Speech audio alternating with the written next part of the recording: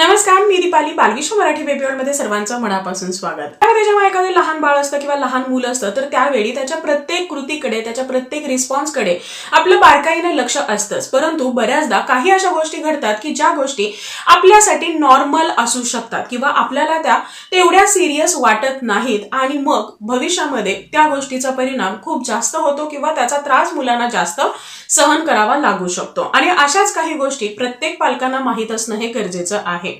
या सर्व गोष्टी ज्या मी सांगणार आहे हे अगदी नवजात बाळापासून ते मोठ्या मुलांपर्यंत सुद्धा लागू होतात. परंतु माझं हे सजेशन राहील की पहिल्या 6 महिन्यापर्यंत यापैकी एखादं जरी लक्षण तुम्हाला एखाद्या वेळी किंवा काही थोड्या काळासाठी जरी दिसत असेल तरी सुद्धा तुम्हाला डॉक्टरांची मदत घेणं हे गरजेचं आहे. कारण या काळामध्ये बाळाची इम्युनिटी कमी असते, इन्फेक्शनचा धोका खूप जास्त असतो. शिवाय बाळाला याचा त्रास होण्याचा जो काही इंटेन्सिटी आहे किंवा त्याचे चान्सेस आहेत हे सुद्धा जास्त असतात. आणि म्हणून अशा बाबतीमध्ये एकदाही याकडे कानाडोळा पालकांचा होता कामा नये. अशा कोणत्या गोष्टी आहेत? सगळ्यात पहिली आणि खूप महत्वाची गोष्ट, जर बाळ इनऍक्टिव्ह झाला असेल, म्हणजेच बाळ हा रिस्पॉन्ड तुम्हाला करत नसेल, म्हणावा तेवढा आधीसारखं खेळत नसेल, बाळ हा सुस्त झाला असेल, खाणं आणि पिणं दोन्हीही गोष्टी त्यांनी बंद केल्या असतील किंवा काहीही प्रयत्न करून सुद्धा बाळ काहीही खात नाही किंवा पितही नाही, तर या केसमध्ये मात्र तुम्हाला डॉक्टरांची मदत घेणं गरजेचं आहे. पहिल्या 6 महिन्यापर्यंत बाळाला पण पाणी देऊ शकत नाही आणि अशा वेळी बाळाने प्रत्येक 2 ते 3 तासांनी प्रॉपर असं फीड घेणं हे गरजेचं आहे. आणि अशा वेळी बाळ जर दूध पित नसेल तर ते एक वॉर्निंग साईन आहे, ज्या केसमध्ये तुम्हाला डॉक्टरांची मदत घेणं गरजेचं आहे. ज्या बाळाने सॉलिड सुरू केलेलं आहे अशा बाळ जर सॉलिड घेत नसेल काही हरकत नाही, पण त्यावेळी बाळाने लिक्विड फॉर्म मध्ये जे काही आहार आहे किंवा ऍटलिस्ट पाणी तरी घेणं हे गरजेचं असतं. बाळ खाऊही खात नाही आणि पाणीही पित नाही, याचा अर्थ बाळाला नक्कीच इंटरनल काही इश्यू चालू आहेत, काही त्रास होतो आहे आणि जो त्रास फक्त डॉक्टर ओळखू शकतात. त्या केसमध्ये तुम्हाला पटकन डॉक्टरांची मदत घेणं हे गरजेचं आहे. त्यानंतरची दुसरी गोष्ट आहे ते म्हणजे बाळाचा ताप किंवा बाळाचं अंग गरम लागणं किंवा थंड लागणं. या दोन्ही केसेसमध्ये बाळाला काही ना काही इन्फेक्शन झाल्याचं दिसून येतं किंवा काही चान्सेस असू शकतात. आता नॉर्मली काय होतं, सध्या उन्हाळ्याचे दिवस चालू आहे किंवा जनरली पण जे बाळ न्यूबॉर्न आहे तर त्यांच्यामध्ये डोकं थोडंसं गरम राहतं, ते नॉर्मल आहे. परंतु जर बाळाचं पूर्ण शरीर तुम्हाला गरम लागत असेल आणि त्यावेळी टेम्परेचर हे 99 फॅरेनहाइट पेक्षा जास्त दाखवत असेल तर तो ताप मानला जातो आणि त्या केसमध्ये तुम्हाला डॉक्टरांची मदत घेणं गरजेचं आहे. आता जी बाळं थोडीशी मोठी झालेली आहेत अशा बाळांना दात येताना सुद्धा थोडासा फीवर असतो, परंतु तो फीवर माइल्ड असतो आणि म्हणूनच प्रत्येक वेळी तापामध्ये अंदाज न बांधता तुम्हाला थर्मामीटरने योग्य ते टेम्परेचर चेक करायचं आहे. सुरुवातीला तर तुम्ही पॅरासिटामॉल देऊन हे चेक करू शकता की ताप कमी येतो आहे की नाही, पण सलग 24 तास पॅरासिटामॉल देऊन सुद्धा बाळाचा जर ताप राहत नसेल, कमी येत नसेल, तर त्या केसमध्ये बाळाला नक्कीच काही ना काही इन्फेक्शन झालेलं असू शकतं आणि ज्या केसमध्ये बाळाला अँटीबायोटिकची सुद्धा गरज पडू शकते आणि म्हणूनच लवकरात लवकर डॉक्टरांची मदत घेणं गरजेचं आहे. या उलट जर बाळाचं अंग खूप जास्त थंड पडलेलं असेल तर या केसमध्ये सुद्धा तुम्हाला डॉक्टरांची मदत घ्यायची आहे. जनरली बाळाचे जे तळहात तळपाय आहेत हे थंड असतात, परंतु जर पूर्ण बॉडी बाळाची थंड पडली असेल तर ती मात्र एक वॉर्निंग साईन आहे, ज्या केसमध्ये तुम्हाला फक्त डॉक्टरच मदत करू शकतात.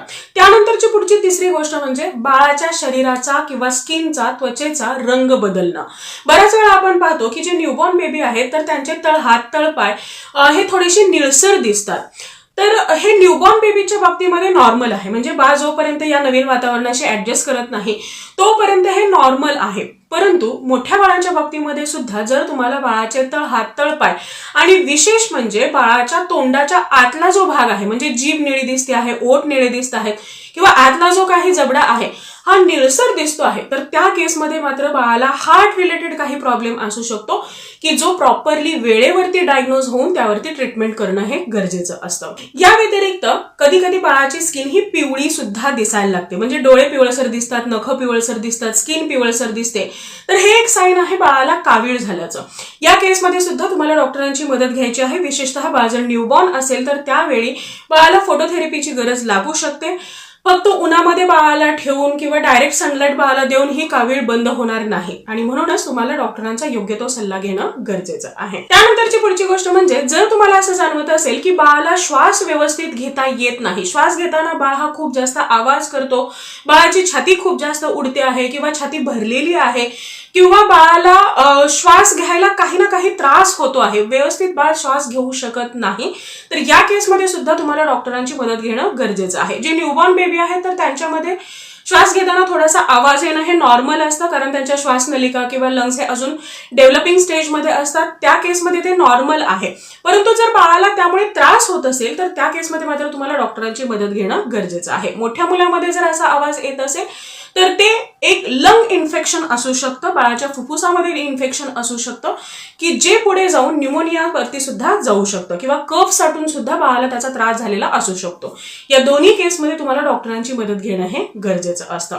त्यानंतरची पुढची गोष्ट आहे ती म्हणजे लहान बाळामध्ये किंवा लहान मुलामध्ये वारंवार उलटी होणं.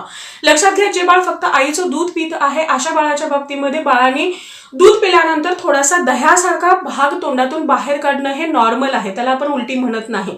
परंतु बाळाने दूध पिल्यानंतर फोर्सफुली जेवढं दूध पिलेलं आहे तेवढं किंवा दूध पिलेल्याच्या 25% पर्यंत पातळ दूध, दह्यासारखं न असता जसं दूध पिलेलं आहे त्या प्रमाणामध्ये दूध जर बाहेर पडत असेल आणि अतिशय फोर्सफुली नाकातून तोंडातून दूध बाहेर येत असेल, याशिवाय उलटीमध्ये जर तुम्हाला पांढरे दाणे दिसत असतील किंवा हिरवा रंग दिसत असेल, पिवळा रंग दिसत असेल किंवा उलटीमध्ये रक्त दिसत असेल तर त्या केसमध्ये सुद्धा तुम्हाला डॉक्टरांची पटकन मदत घेणं गरजेचं आहे. हे एक सिरियस इन्फेक्शनचं लक्षण असू शकतं की ज्यावेळी तुम्हाला डॉक्टरच मदत करू शकतात. उलटीप्रमाणे जर बाळाला जुलाब लागले असतील तर त्या केसमध्ये सुद्धा तुम्हाला डॉक्टरांची मदत ही लवकर घेणं हे गरजेचं आहे. जे बाळ फक्त आईचं दूध पितं आहे अशा बाळाची शी ही नेहमी पातळ असते, परंतु अगदी पाण्यासारखी बाळ जर शी करत असेल किंवा त्यामध्ये तुम्हाला खूप जास्त फेस दिसत असतील किंवा म्युकस दिसत असेल, रक्त दिसत असेल, खूप जास्त ग्रीन कलरची जर पॉटी दिसत असेल, काळ्या रंगाची पॉटी दिसत असेल तर त्या केसमध्येही डॉक्टरांची मदत घेणं हे गरजेचं आहे. त्यानंतरची पुढची गोष्ट म्हणजे जर मुलांना झटका आला असेल तर लक्षात घ्या, जेव्हा ताप खूप जास्त प्रमाणामध्ये येतो आणि तो डोक्यामध्ये जातो तर त्यावेळी मुलांना झटका येण्याचे चान्सेस हे खूप जास्त असतात. आता मोठ्या लोकांना जसा झटका येतो तसं लहान मुलांना येईलच असं नाही. बऱ्याचदा मुलं काय करतात की डोळे पांढरे करतात, तोंडामधून फेस काढतात किंवा बाळ हा हात पाय अंग ताट करतो किंवा एकटक एका ठिकाणी बघत राहतो किंवा बाळाची जी रिस्पॉन्स करणं आहे तर ते पूर्ण बंद होऊन जातं. तर ही सगळी लक्षणं आहेत झटक्याची. तर हे तुम्हाला वेळेमध्ये ओळखायचं आहे आणि कसलाही वेळ न घालवता, कोणताही घरगुती उपाय न करता तुम्हाला डॉक्टरांची मदत घेणं हे गरजेचं आहे. कारण बाळाला जर असे झटके येत असतील तर ते एका ब्रेन इन्फेक्शनचं लक्षण आहे आणि या केसमध्ये प्रॉपर ट्रीटमेंट होणं आणि प्रॉपर वेळेमध्ये त्याचं डायग्नोसिस होणं हे खूप जास्त गरजेचं असतं. त्यानंतरची सगळ्यात शेवटची गोष्ट म्हणजे जर बाळाचं वजन हे योग्य प्रमाणामध्ये योग्य प्रकारे वाढत नसेल तर लक्षात घ्या, बऱ्याच वेळा बाळाचं वजन न वाढण्यामागे एक मेन कारण असतं ते म्हणजे बाळाचं पुअर डाएट. या अगोदर चॅनलवरती सुद्धा आपण खूप सारे व्हिडिओज पोस्ट केलेले आहेत, रेसिपीज पोस्ट केलेल्या आहेत, ज्यामध्ये मी बाळाला बॅलन्स डाएट कशा पद्धतीने तुम्हाला फॉर्म करायचं आहे किंवा कशा पद्धतीने बाळाला आहार द्यायचा आहे याबद्दल टिप्स सांगितलेल्या आहेत.